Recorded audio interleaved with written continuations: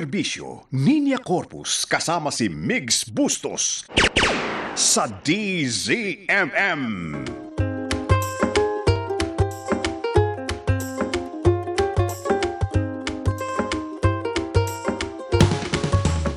Ngayon po ay makakasama na natin sa Dr. Serbisyo ang ating infectious disease expert. Walang iba kundi si Dr. Ron Jean Solante. Magandang umaga po sa inyo, Doc. Hi, Ninya. Good morning and Migs. Opo. Nakakatakot naman po itong Nipah virus, Doc, with an H ha, Nipah virus na nakita raw dyan sa India. And so, syempre, nagbabantay ang ating bansa na baka ito ay makapasok sa Pilipinas. Ano po ba ang sitwasyon natin ngayon, Dr. Ron Jean? Well, so far naman, Nina, no, wala pa tayong nabalita ang merong Nipah virus sa Philippines. Okay? Siguro, we just need to make this advisory na ang India ay malapit sa Pilipinas, no? And at the same time, yung mga neighboring countries din ng India are also into alert to screen yung mga turista o yung mga travelers galing doon sa area, no, kung saan nagaganap ngayon ang outbreak ng Nipah virus, no? So I think it's important for us to do that also, especially doon sa mga tourists or mga nanggaling doon sa mga area. Nipah virus is a virus that is usually zoonotic, no? So ibig sabihin, merong hayop na pinanggalingan at na-contaminate yung hayop na yon, and then ang tao ay na-expose doon sa hayop na yan, and that's where the start of the infection. Opo. Doc, ano ba ang sintomas ng Nipah virus? Okay, there are two types of symptoms ang Nipah virus. One is respiratory. So ibig sabihin, it can cause pneumonia. So may ubo, may lagnat, saka nahirapang huminga, no? And with that type of infection, medyo mataas ang mortality. The other type of the Nipah virus infection is the CNS, or yung pupasok sa brain natin, no? And the manifestation, we call that encephalitis. So ang sintomas niyan, headache, nagsusuka, minsan hindi nakakakilala ng tao. And again, mataas din ang mortality pag meron ng mga ganong klaseng sintomas. Okay, so Doc Rod Jean, so far sa mga presentation po ng mga case studies at least sa India, ano na po yung mga, kumbaga, nag-manifest sa mga patients? Yung mga nakita ngayon, no, in fact, ang na-expose dito yung mga healthcare workers, no, kasi sila yung frontline, may mga sintomas ng Nipah. And it's both mixed. Merong nag-manifest ng encephalitis or yung sa brain infection, meron din nag-manifest ng respiratory tract infection. At doon din sa mga nakitang report, no, yung mga nag-manifest ng respiratory tract infections, ito yung mga pasyente din na has been able to transmit the virus to another person, including those healthcare workers, no? So, I mean, it's something that can also readily be transmitted pag hindi ka aware na meron kang ganitong klaseng infection. And I think because of that, they declared an outbreak, and yung mga neighboring community are also advised for possible spread of the case. Opo. Pero ito po ba, nahahawa ka through droplets? Ganun po ba? Airborne? Yes, magandang tanong yan, no? Because based on those ang common kasi na transmission talaga nito niya, no, is from the animal, no, like yung bats. Tapos ma-expose yung mga animals na handled by the human beings, kagaya ng 2014, we have the first outbreak of Nipah virus, no, in Mindanao, wherein yung mga nag-handle ng mga horses, kinakain yung mga kabayo, they took it as a meal, na-contaminate sila. And then there were also reports that when those people had manifestation, nahawaan din nila yung mga kasama nila through a droplet or respiratory, pag nag-sneeze or mag-ubo within 3 feet na walang face mask, pwede kang makakahawa. Not airborne, but a droplet. Okay, so Doc Ron Wait, what's the Jean. difference between Ay, go ahead. airborne and droplet? Kasi that's confusing eh. Opo. Hindi ho ba? Yung droplet, di ba, na ano rin sa air? With opo. And then it will land on you. Via air. Ang ordinary person, ano ba? Airborne, droplet, di ba? Opo. Tama po, Doc Ron no. Jean. Paano po natin tamang madidistinguish yun, Doc? Opo.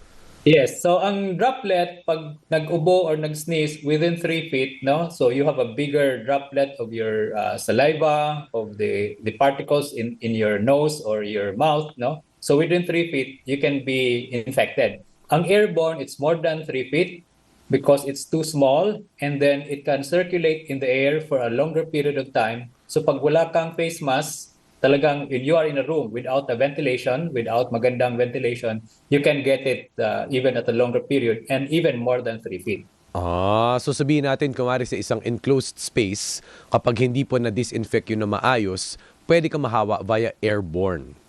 Tama Yes, po, Doc. yes. Okay. So, Doc, ngayon... Teka, oo. ilang feet away ba sa akin si Migs? Doc, tingnan mo yung sintomas ni Migs. Nako lang. Napansin niyo po ba na medyo bedroom voice siya Absent ngayon? ako, Oo. Doc Ron Jean, 2 days Paki-diagnose na si Opo. Ading. Then, Okay. Doc Ron Jean, As long as hindi umubusin maze sa harap mo, okay lang yan makipagsalita, magkapag-usap, no? Not that much of the droplet, no? Pag umubusin maze or nag-sneeze sa harap, no? Then that's where the problem will be. Ayun nga, Doc. Pero bago po tayo pumunta sa at In least fairness, magaling na po siya. Meron lang siyang... remnants. Then, Doc, balik po tayo dito sa NIPA. When should we be worried? Kasi syempre, yung pagpasok dito, it involves mostly air travel, baka meron by sea. Pero syempre, it's also, kumbaga, immigration control. Paano po tayo magiging mas alerto dito, Doc? I think sa ngayon ang ginagawa naman sa immigration natin, 'di ba? Meron tayong e-travel and then may mga declaration doon kung meron kang ganitong mga sintomas, no? So siguro we just have to be honest, no? Kung meron kang mga ganung sintomas like fever, headache or myalgia, and especially for if you are traveling from the country where the current outbreak is happening, napaka-importante niyan, no? Yung history of travel, no? And the human-to-human transmission, it will really take, it's not as common as when we talk about COVID or flu, ang bilis ng hawaan yan eh. In this type of infection, the Nipah virus, when you have pneumonia, it will take really a loads and loads of the microorganism for you to transmit it to another person. Ibig sabihin, siguro napaka-severe ng pneumonia mo, to the point na when you cough out, mas maraming mikrobyo ang lumabas, doon ka makakahawa. Ngayon, Doc, nakakabahala yung rate ng fatality. Ibig sabihin yung chance na mamatay ka sa Nipah virus. Sabi po dito sa reports ay 50 to 70% fatality rate and no cure. Dr. Ron Jean. Well, the fatality rate in that particular information is common only in selected population. Like if you are 50 or 60 years old and above, mataas ang mortality. If you have comorbidities, no? And then number 3, if you are immunocompromised. So these are the 3 important factors na mas mataas ang mortality over the healthy population. But I think the most important driver of the mortality here is the constant exposure. So ibig sabihin, pag constant exposure ka doon sa source ng infection, mas higher ang bacterial load or viral load sa katawan mo, then you will have the most severe form of the manifestation.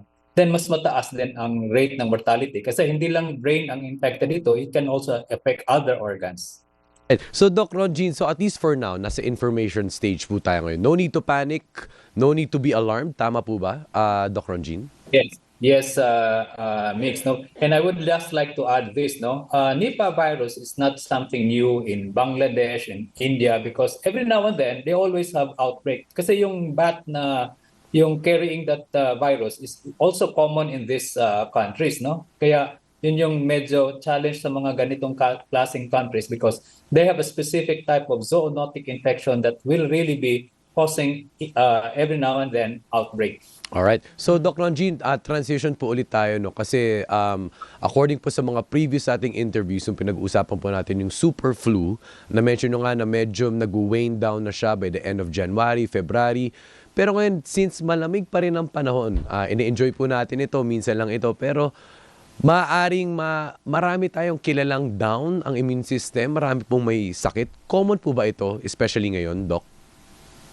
Yes, especially during cold season, no? Now, if the cold season in the Philippines will be extending from January to February, then that will also be a possibility na yung seasonal flu natin will also extend. Kasi alam naman natin that it's seasonal during cold months or during rainy season, no? May possibility, kaya siguro hanggang ngayon mayroon pa rin tayong mga ganong pasyente admitted because of pneumonia, because of severe lung infection related with the weather, and mag-ingat pa rin tayo kasi hindi natin sasabihin na matapos na yun, no?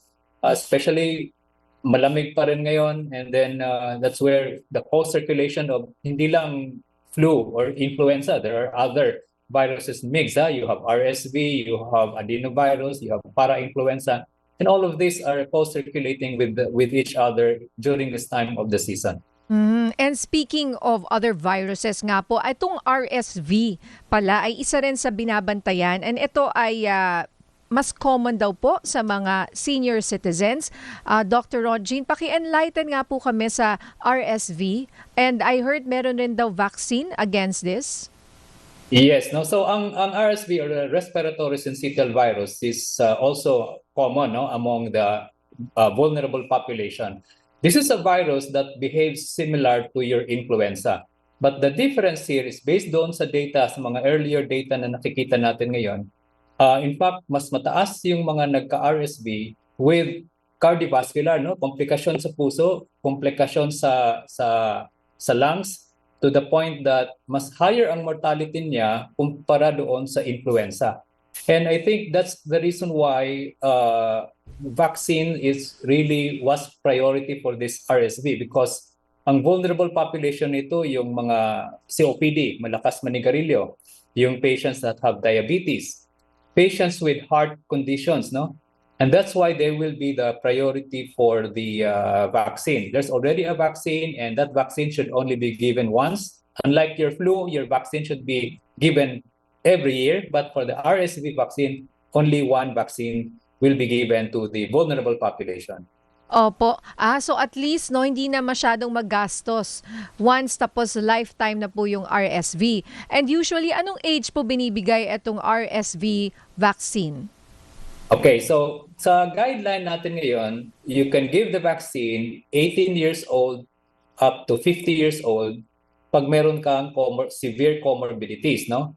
And then 60 years old pataas based on age, with or without comorbidities. So ibig sabihin, all across ages, basta meron kang mga comorbidities that are known to cause the RSV to be more severe, like yung mga binanggit ko kanina. But if you are already in the 60 years old and above, maski wala kang comorbidity, but based on age, kailangan ka magpabakuna to protect you against RSV. Because RSV is also we have also RSV in the Philippines. Yun nga po, kasi uso rin yung, di ba, pneumonia vaccine para sa mga senior citizens. Sinasabi nyo nga po, regardless of may comorbidity ka o wala, kung ikaw ay nandun sa edad na yon, parang, kumbaga parang required siya, di ba? Hindi naman natin sinasabing required. You know what I mean? Parang if you're at that vulnerable age, you Mas may have urgency. to get this vaccine, like the pneumonia vaccine. Hindi ho ba?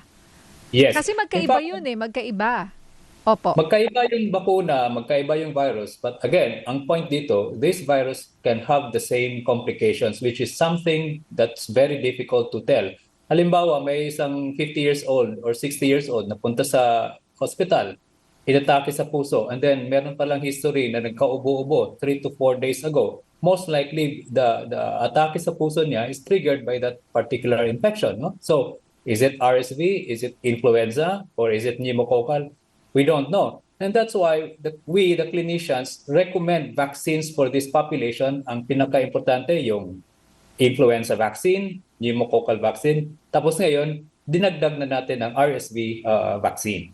Pero paano, Doc, kung dati nakalimutan ko na, kunyari, baka nag-RSV na ako dati, nung kunyari, sabihin ko, years ago. And then, since ngayon pinag-uusapan natin, hindi siya sure. Pwede ho bang magpa-vaccine yung hindi sure? What if na-vaccinate na siya dati? Delikado po ba?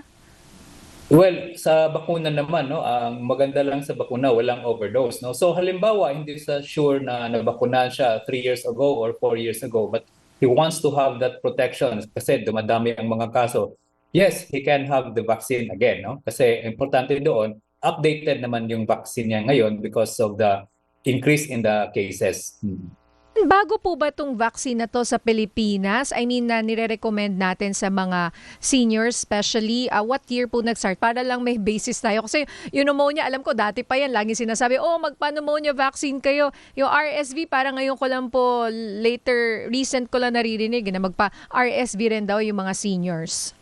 Yes, this was only available in the Philippines last year, no? Kaya hindi pa masyado siyang familiar sa mga population, sa mga vulnerable. And in fact, hindi pa rin masyadong familiar sa mga doctor, but we're trying to increase the information that there's a new vaccine for this infection and it's already available in the Philippines.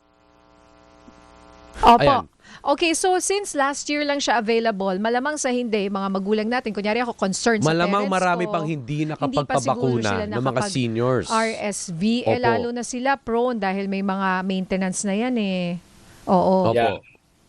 Importante. That's why I really appreciate when the topic was RSV, Migs and Nina, no? Because that's also one of our objective as clinicians, as infectious disease, to disseminate the information that there are infectious diseases that vaccines is already available. Po. And bago po tayo magpaalam, kasi concerned talaga ako sa partner ko kay Migs kasi nawalan siya ng boses. So nag-discuss kami, sabi ko, Migs, ba't hindi ka ba nag-antibiotics? Dahil talagang nawala po yung boses niya. So, Doc, ano ba pag ganyang klase na nawalan ka na talaga ng boses, parang ang feeling lang to, Doc. Baka kailangan mo Virus na ba yan, Doc? mag-antibiotics. Virus ba yun to begin with?